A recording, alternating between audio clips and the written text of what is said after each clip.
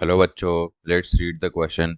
So the question here is peptization is characteristics property of salts. Okay. तो basically यहाँ पे ये जो क्वेश्चन है वो क्या है, ट्रू फॉल्स क्वेश्चन है. हमें बताना है जो स्टेटमेंट है वो ट्रू स्टेटमेंट है कि फॉल्स स्टेटमेंट है. ओके. तो सबसे पहले हम क्वेश्चन के की कॉन्सेप्ट के बारे में बात कर लेते हैं. So the key concept for the question here is, key concept क्या है? Peptization. Key concept is the peptization. Peptization basically होता क्या है? ओके.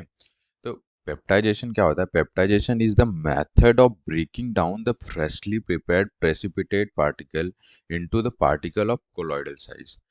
फ्रेशली प्रिपेयर्ड प्रेसिपिटेट को हम ब्रेक करते हैं और उसको हम किस के साइज में लेके आते हैं? कोलॉइडल साइज में लेके आते हैं. ओके. और ये किसके द्वारा होता है? यहाँ इसके लिए हम एक सुटेबल एजेंट डालते हैं जिसको हम क्या बोलते हैं? इलेक्ट्रोलाइट यूज करते हैं. It is done by adding suitable electrolyte. और उस इलेक्ट्रोलाइट को जो हम ऐड करते हैं उसको हम क्या बोलते हैं? पेप्टाइजिंग एजेंट बोलते हैं. ओके. तो ये जो स्टेटमेंट है वो क्या है? एक फॉल्स स्टेटमेंट है. ये सॉल्ट्स की प्रॉपर्टी नहीं है. ओके. अभी मैंने बता दिया पेप्टाइजेशन होता क्या है. पेप्टाइजेशन बेसिकली क्या होता है?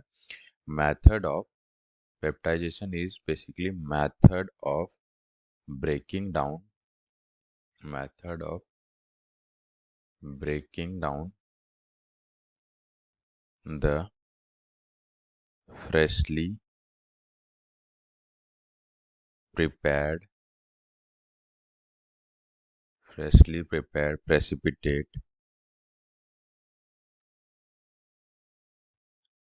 precipitate particle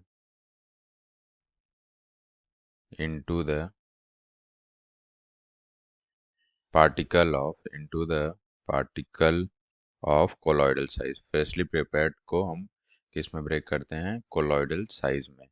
और इसके लिए हम ये जो इसको हम ऐड करते हैं बेसिकली, इसके डन करने के लिए हम क्या करते हैं? एक इलेक्ट्रोलाइट ऐड करते हैं. और उस इलेक्ट्रोलाइट को हम जो बोलते हैं पेप्टाइजिंग एजेंट बोलते हैं. इसके लिए किसके द्वारा किया? Peptizing agent. ये हम डालते हैं for the process to be happen. Okay. इसीलिए ये जो वाले स्टेट मैंने बता दिया, पेप्टाइजेशन बेसिकली ये होता है. इसीलिए ये जो स्टेटमेंट है वो क्या है? फॉल्स स्टेटमेंट है. ओके. तो अपना फाइनल आंसर यही हो जाएगा. So the final answer for this question is the given statement is a false statement. Hope you understood well. Best of luck. Thank you.